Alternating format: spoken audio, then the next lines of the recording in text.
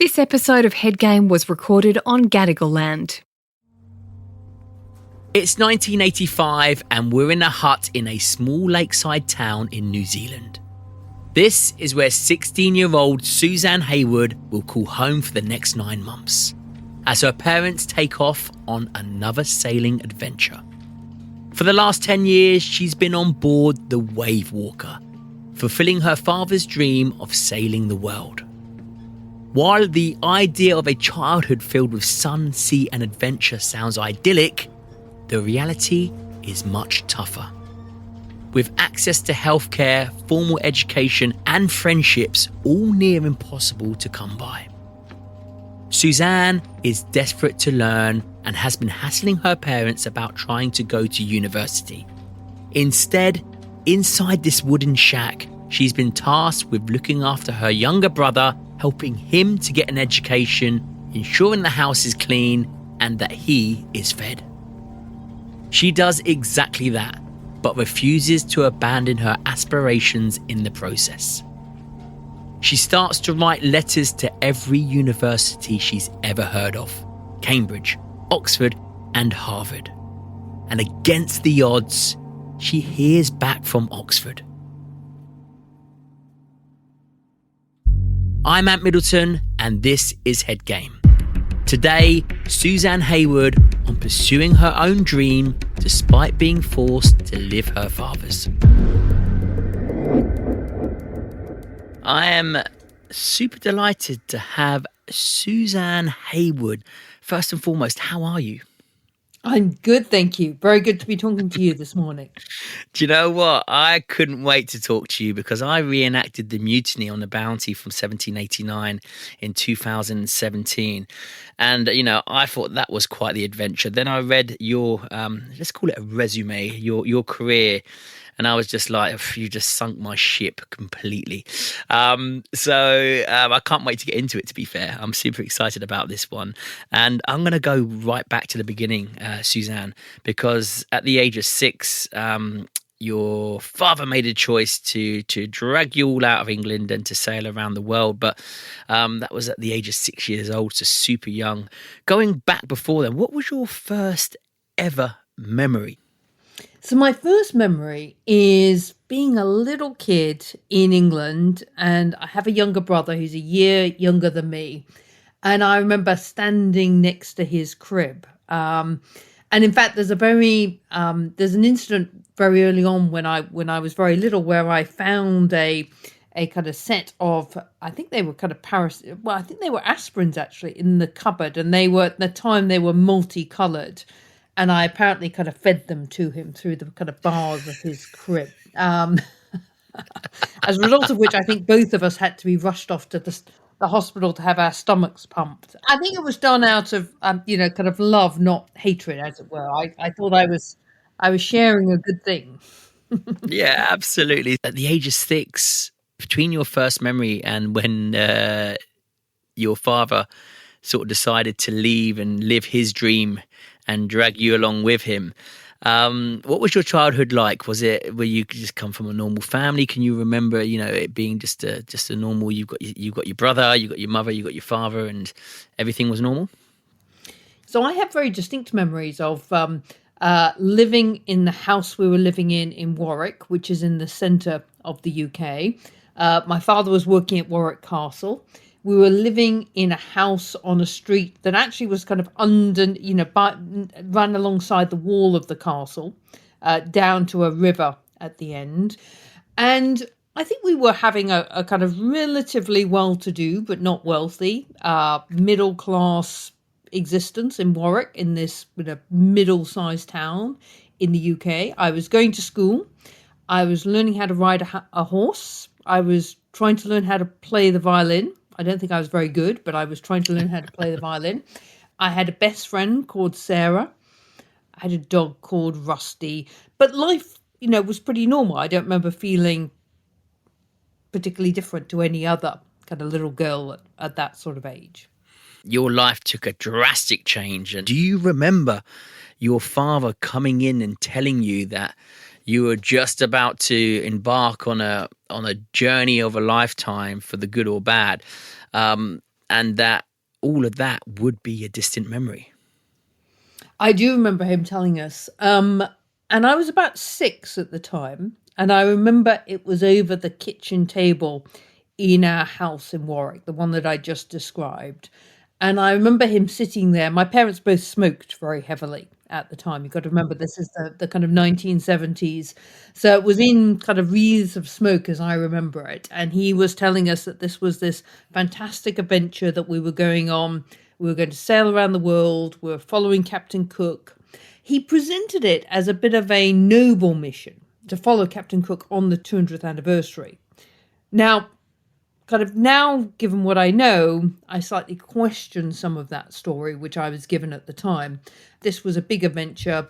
I love my father. Like a lot of little girls, I thought he was a bit of a hero. So I was worried about leaving everything behind, but he assured me we were going to be back in 3 years' time, and then everything would go back to normal. You know, my friends would be waiting for me.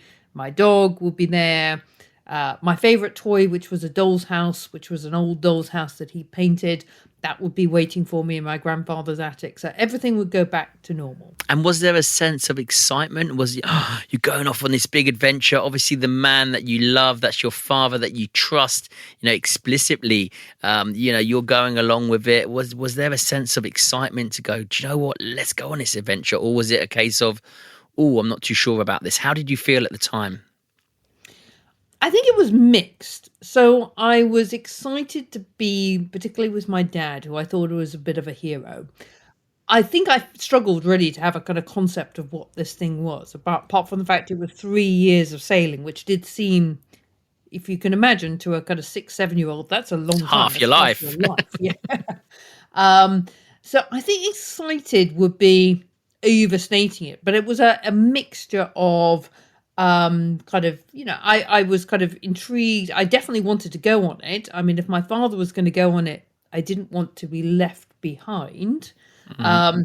But I was upset about leaving my friends and my dog, so it was quite a kind of mixed emotion.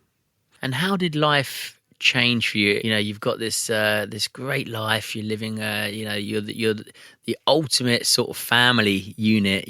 One boy, one girl, mum and dad, and then your life changes. How drastically does it change, and how obvious was it at the time? It was very obvious. So there was a long period because it took about a year of preparing for this voyage. And, we went down to the boat as kids quite a number of times. And my dad was spending increasingly almost all of his time down at the boat, preparing the boat, loading stores on the boat, getting the sails for the boat and everything else. And then we set sail. And that was almost like walking through a door into a different world, because we set sail and we almost immediately went into a storm.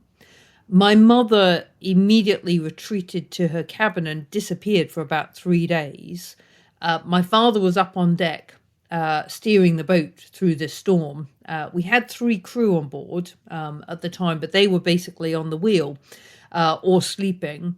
So my brother and I were 7 and 6 are left downstairs in the main cabin, basically kind of clinging on our own for about 3 days. And I remember being...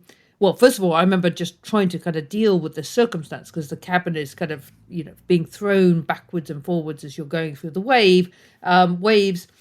You have waves and water coming down through the main hatch, which was never very well sealed. So whenever you had a wave landing on the deck, a degree of water would come down below. So I got very good very quickly at kind of moving out of the way every time a kind of wave hit, or kind of finding bits that were a little bit drier. And eventually I worked out there wasn't going to be any food. So we started eating. We'd been given a fruit cake before we left, and we started kind of eating that.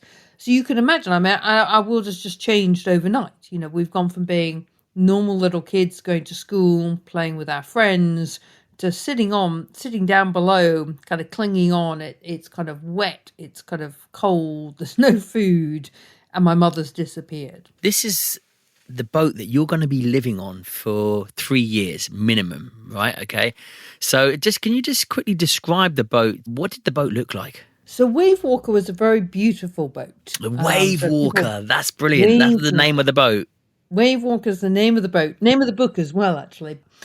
In fact, our dinghy, which is the little boat that you take to go ashore, we named Ripple Runner, quite appropriately. We went through a number of them over the years. Ripple Runner 1, 2, 3. I think we got up to about 8. But anyway, Wave Walker was the name of the boat. And she was a very beautiful boat. She looked very old-fashioned with a big bowsprit, this thing at the front, which kind of extends over the water, and what's called a poop deck at the back, which is like a slightly raised deck, like one of those old kind of galleons. She was quite long, 69 feet, but that includes about 9 foot for this bowsprit, which is basically like a kind of plank of wood at the front. And she was very narrow. So down below, although she wasn't small and she had good headroom, so you could stand up down below, there wasn't a lot of space. There was only really one working bathroom.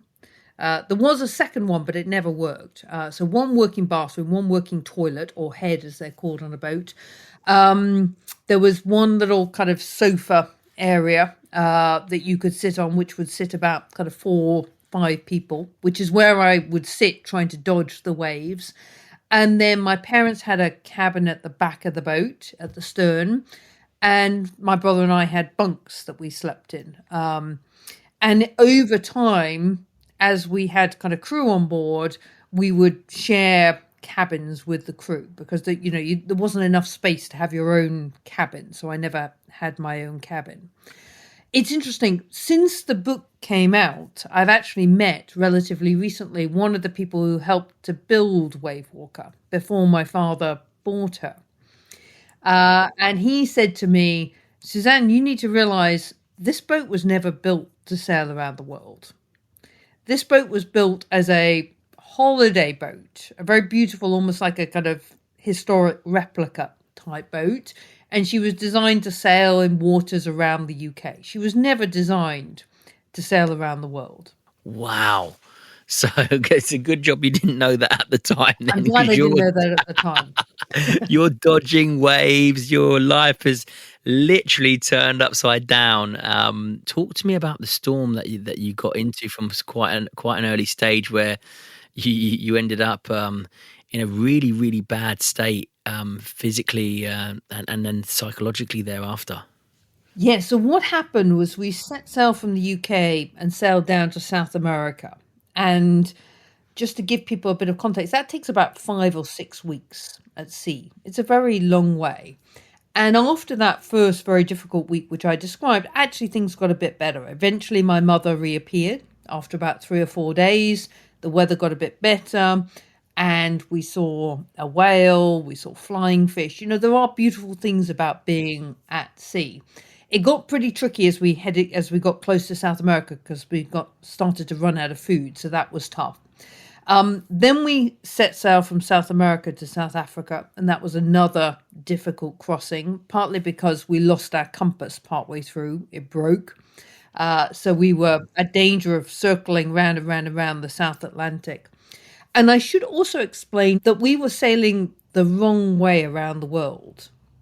So my father, not only was he sailing a boat that was not designed to go around the world, but he'd also chosen to go the most difficult way around the world. So most people who sail around the world, they sail from east to west. And if you sail east to west, you go kind of near the equator and the winds are behind you.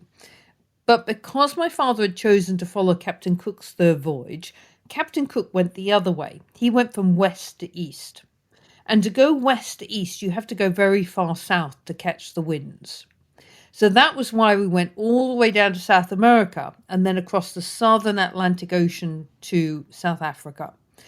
And then we set sail across the most dangerous ocean in the world, which is the southern Indian Ocean, from South Africa to Australia. And that is a huge ocean. And not only is it a huge ocean, but it's a huge ocean with almost nothing in it. I mean, it's a very, very empty ocean.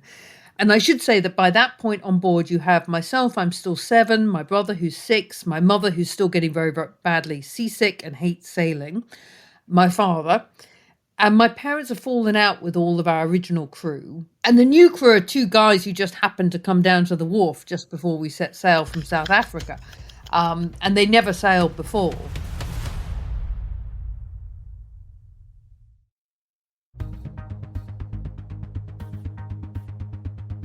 What was the routine? Because, like you said, you're weeks into this voyage now.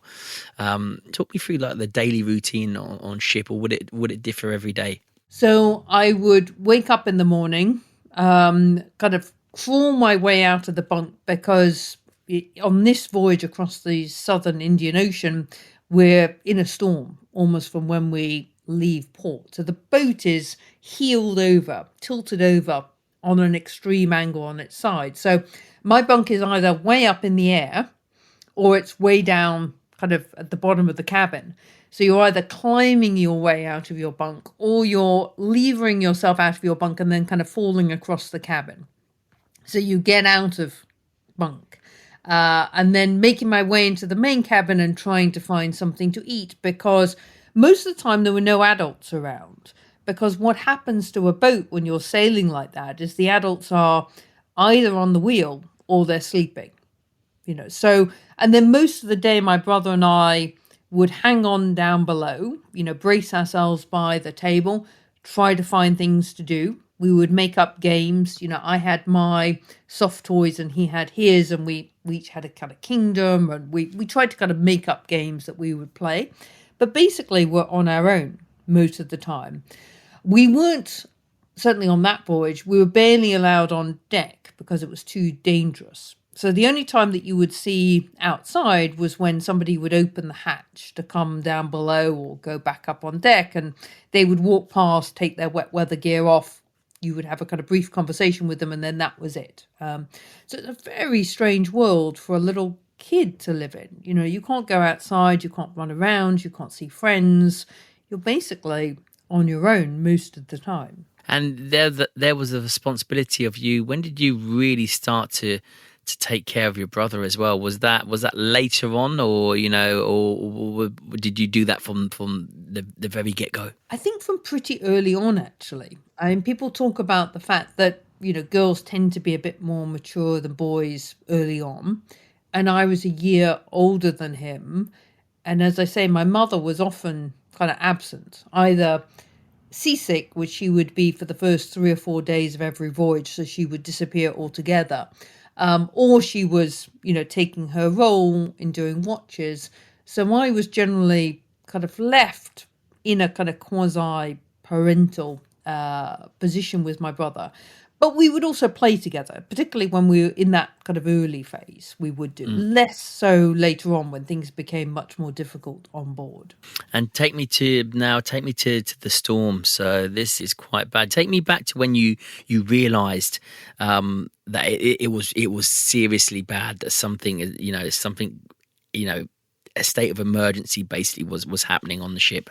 Well, I mean, we went from what I was getting used to, which was being in a storm and the boat being on a big heel and kind of going up and down through the waves, to a position where the waves outside were enormous. And I now know the waves outside were 30, 40 feet high, and the boat was surfing down the waves and then coming up.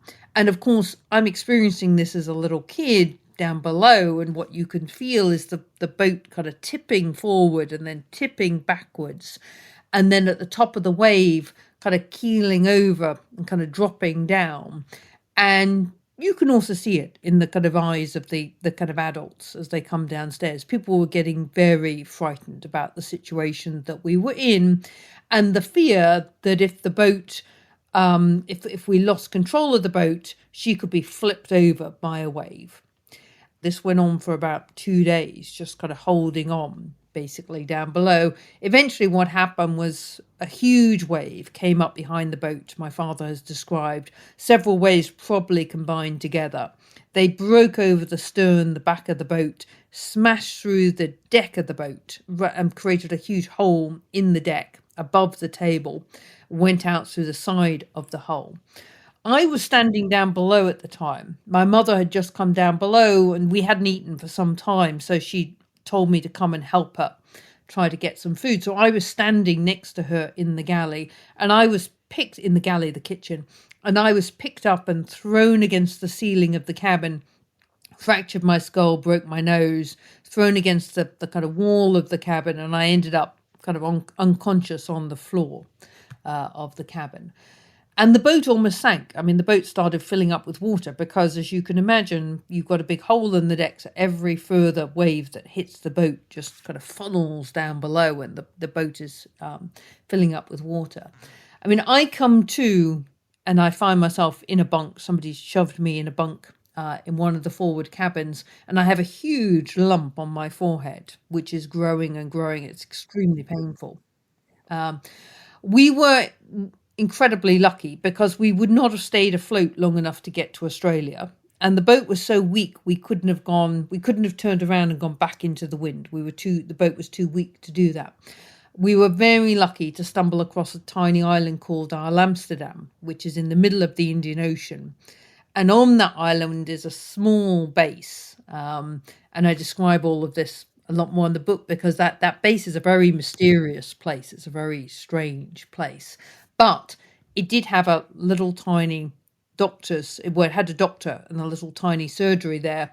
And he operated on my head and saved my life because otherwise, he told me, and I contacted him when I was writing, I would have ended up with brain damage. I had a huge swelling on my head, which he had to kind of sort out. But unfortunately, he had to do that without any anaesthetic. Because you can imagine on a tiny island in the middle of the Indian Ocean, there was no general anaesthetic, and you can't kind of... What was the island used for? Well, as I said, it's a bit of a mysterious place, Elle, Amsterdam. I can't tell you. It has a small French quasi-military scientific base on it. We were told not to walk around the island without supervision. They were certainly doing lots of scientific experiments, sending up kind of weather balloons and things like that. But frankly, we weren't going to ask any questions. Had we not found the island, we would have died. And I owe my life to this doctor, Dr. Senelart, who operated on me. 7 operations on my head and saved my life because otherwise the pressure from this swelling would have caused kind of brain damage. Over what period of time? How long did you end up staying there for? So we end up being on the island, I think, for about 6 or 7 weeks. We're there, and they fed you. They gave you water. They did. Wow. So they literally saved your lives. They did save our lives. And of course, being a French base, when the scientists were dropped on this island, and they would have a kind of changeover every year of the scientists, they were left with plenty of nice French cheese, nice French wine. So we ate very well, although I also remember at one point they tried to feed us wild cats, which my mother and I refused to eat. I mean, conditions on this island were pretty basic. But I had these head operations, and my mother refused to come in for these operations because she doesn't like the sight of blood. So I had them on my own. And of course, I was conscious. So now I'm a 7-year-old kid. I've been through this storm. I'm now frightened of the ocean. And I've had this very traumatic experience of these head operations. So I'm beginning to question whether everything my father has told me about this voyage is really correct. The penny drops. It's like, the penny, you've been lying to us. This is not quite what I've been kind of told. Right. Wow. So I can only imagine. And this is why it's so fascinating. You're ultimately shipwrecked. Let's just call it shipwrecked on this island. All whilst you're getting this medical attention, and is your father trying to fix the boat? What's happening with the boat? So my dad is trying to patch up the boat enough to get it to Australia. I mean, there were very limited facilities on this island. I mean, it's basically a volcanic atoll in the middle of the Indian Ocean. So there's no shipyard or anything like that. But he hammered metal across the holes in the boat. And then the French government and the British government basically said that my mother and my brother and I were not allowed back on board because it was too dangerous. If my father wanted to put his own life at risk, that was his choice. So eventually he set sail with these 2 poor novice crew, Larry and Herbie, off to Australia, leaving my mother and my brother and I on the island. and we were eventually kind of rescued from the island by a passing container ship that picked us up and took us to Melbourne. Do you know what? A question pops into my head, and excuse me if this is insulting or if I've overstepped the mark, but I must ask it. Was your father okay? Did he suffer from any sort of mental health issues, or what did he want to do? To leave you on the island and be so fixated on completing this journey or doing this journey. It seems like there's something going on upstairs with your father.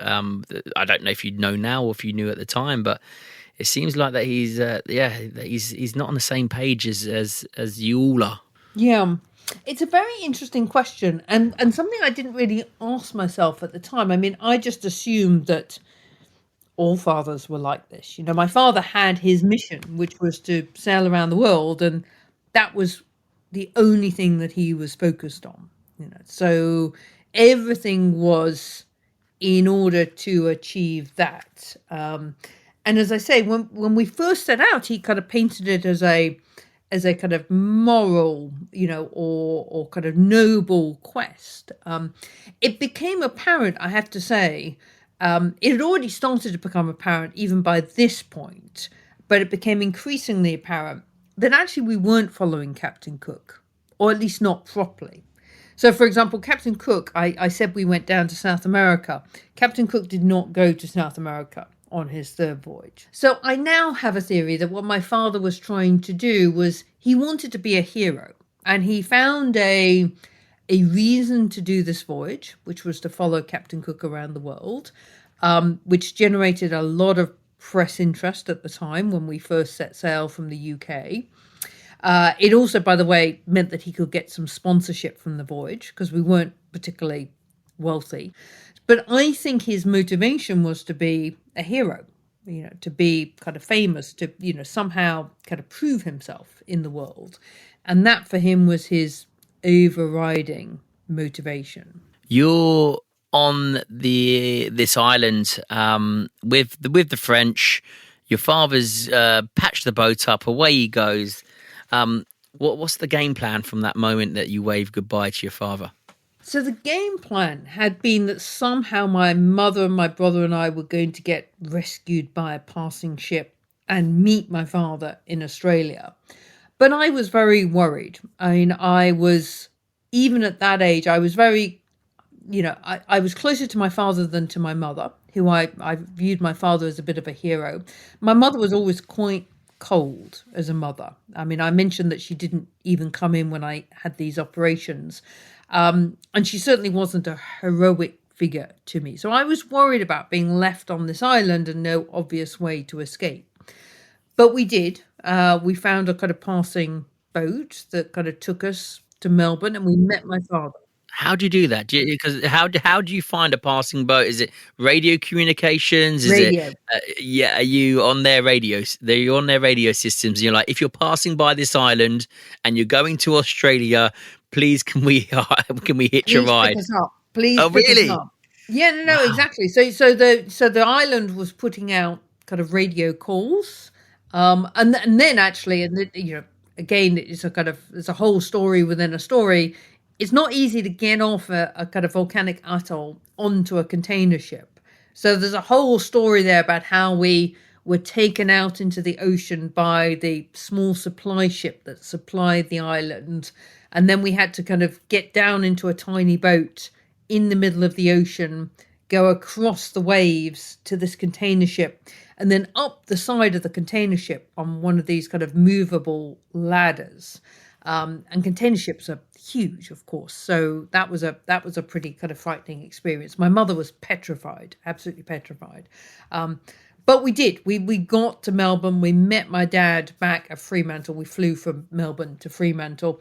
And we spent almost a year in Fremantle repairing the boat. And then, of course, my dad is insistent that we're going to keep sailing.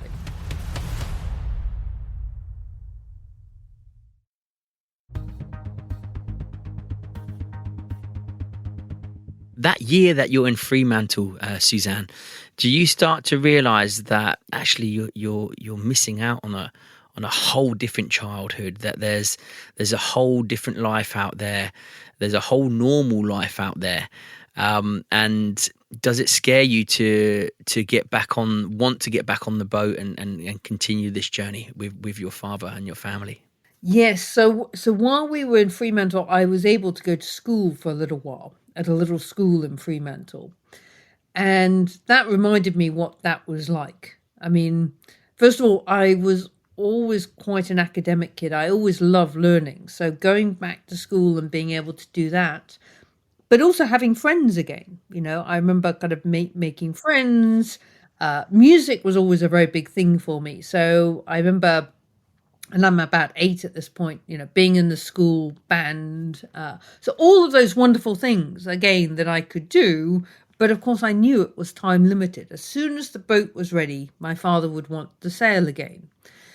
And by this point, I'm frightened of the sea.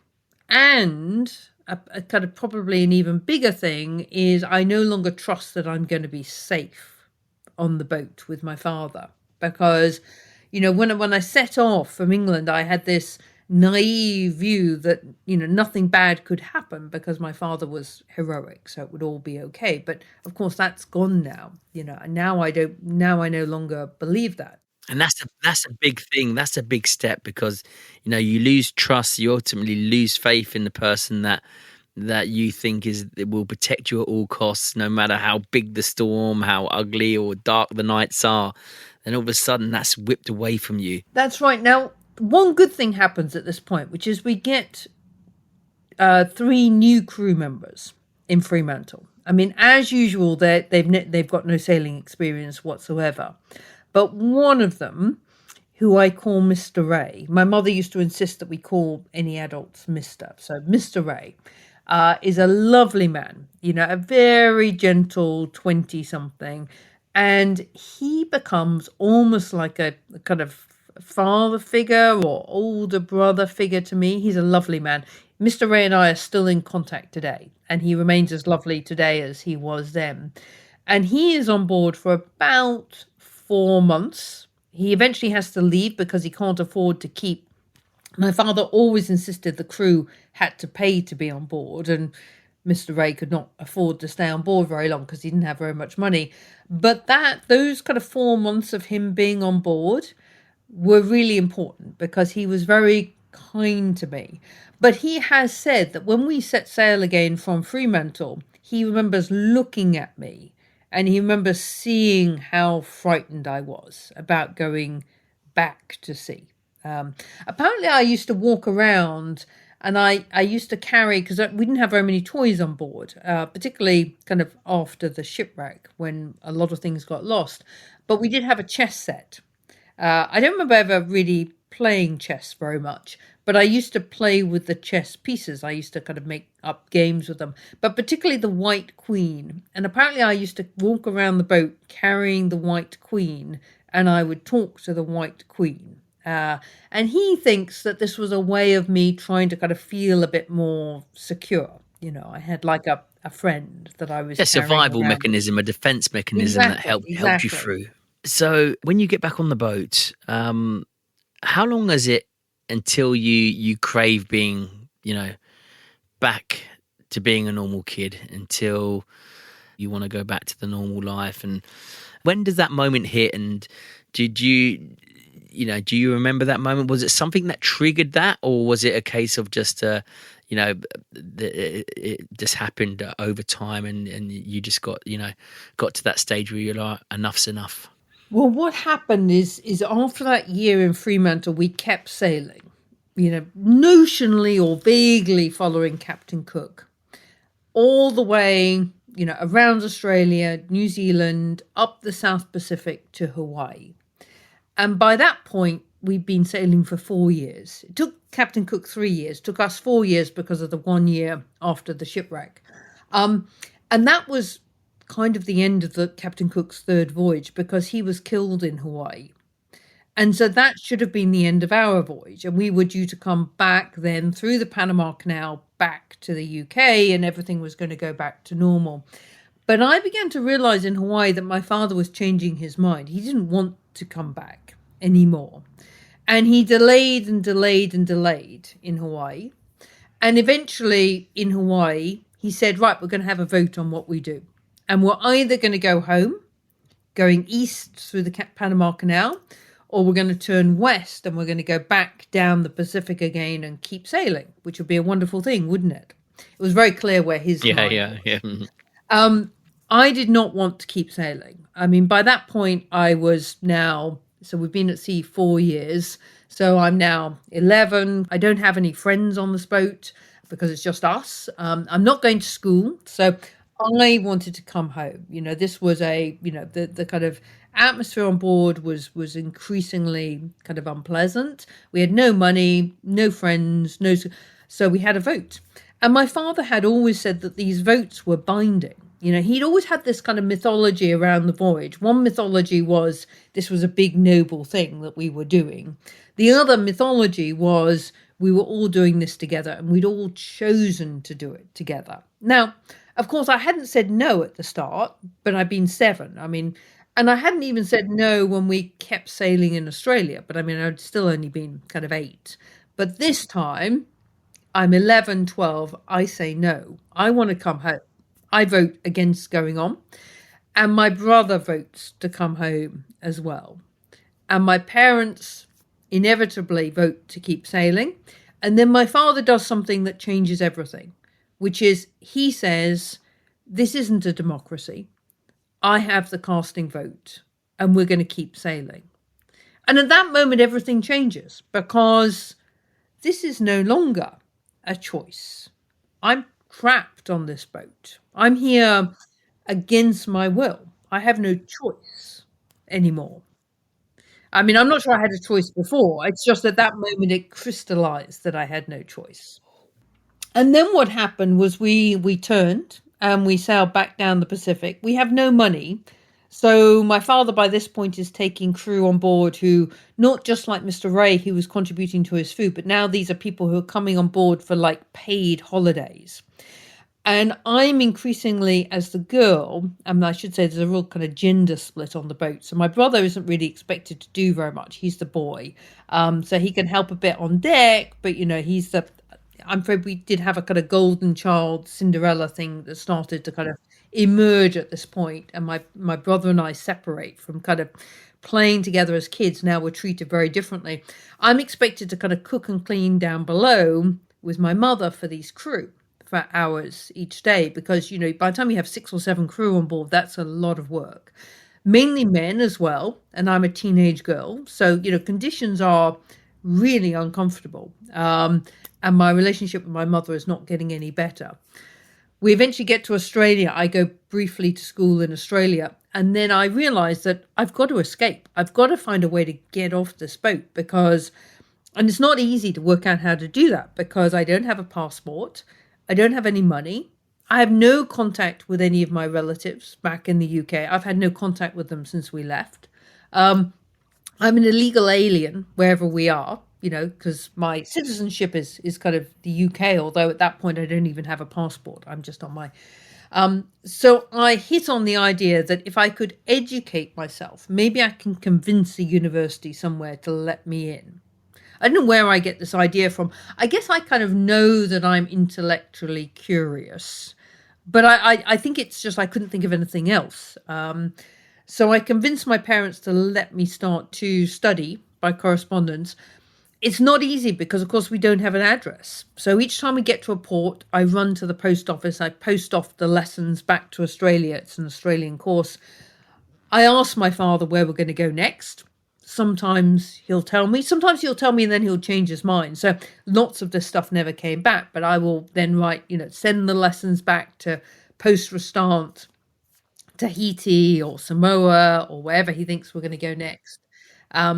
And then, of course, on the boat, it's very hard to work because most of the time I'm cooking and cleaning. So I'm having to hide in those moments when I'm not working up in the bowsprit at the very front of the boat, which is where the most violent movement of the boat was. And so my mother, who always got seasick, didn't really like going up the front of the boat. So I was pretty kind of safe hiding up there.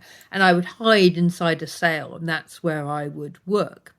And what's really strange is, to an outside eye, this would have looked like paradise. There we are on this boat that, although she's getting very tired by this point, she's still a very beautiful boat. We're sailing in the South Pacific, islands with kind of palm trees and white sandy beaches.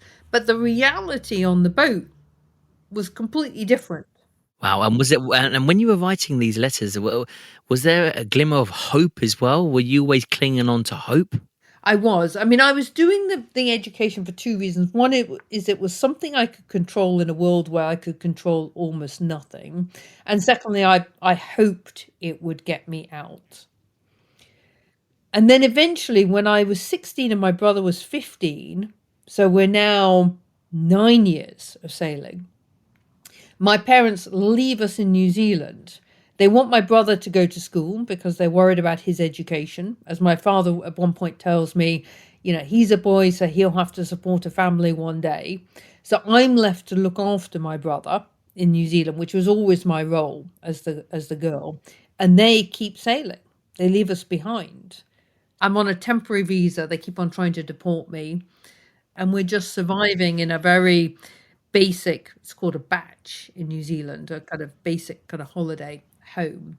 But I keep on studying, and I then start to write to every university I've heard of in the world, asking if they will consider me. And most of them write back and say no. They write back and say, sorry, but you're just too weird. You're just too weird. And then amazingly, Oxford University wrote back and they said, write us a couple of essays and we'll think about it. And so I wrote them a couple of essays. I wanted to study zoology, by the way, inspired by all the animals that we'd seen on the boat. And they wrote back and said, if you can get to the UK, we'll interview you. So I went out and I picked kiwi fruit, which, by the way, is a very unpleasant job. But it is a job that you can do without a visa in New Zealand. And that got me enough money for a one-way ticket. And I got on a plane and came back to the UK for that interview.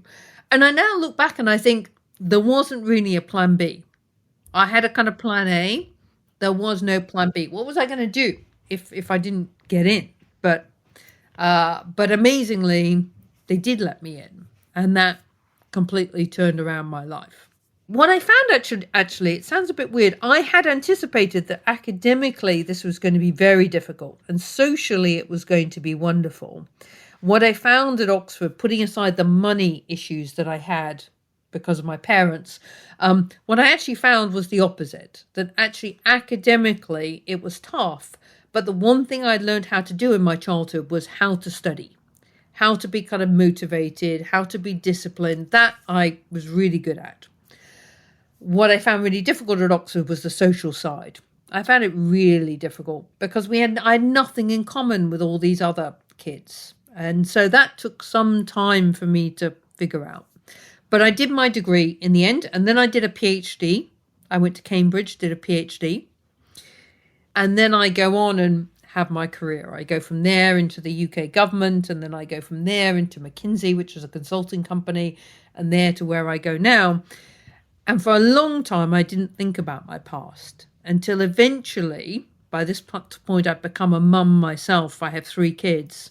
I decide I need to kind of write the story that, just looking at my kids, I can no longer excuse everything that happened. And I want to tell the story. I want to get across 2 things. One is I want to start a debate about where are the rights of kids versus the rights of parents? Where is that boundary? And I want to stop people assuming that, parents who take kids out of society, that this is always just a wonderful thing. We should question some of that. I'm not saying it's never a good thing. And I think some of that is a good thing. But, these extreme parenting is often not very good for the kids. And then secondly, which is a message more for kind of kids than parents, is just, I know it sounds a bit obvious, but the power of education.